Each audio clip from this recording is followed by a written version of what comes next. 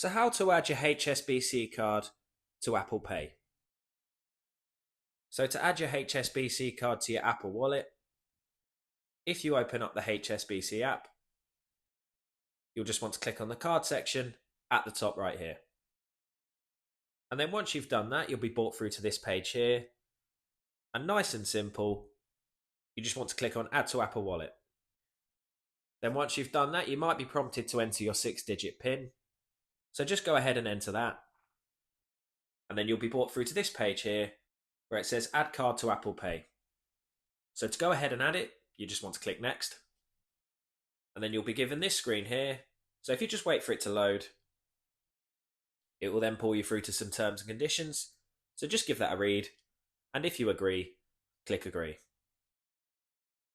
And then again, just give it a few seconds to load and authorize your card.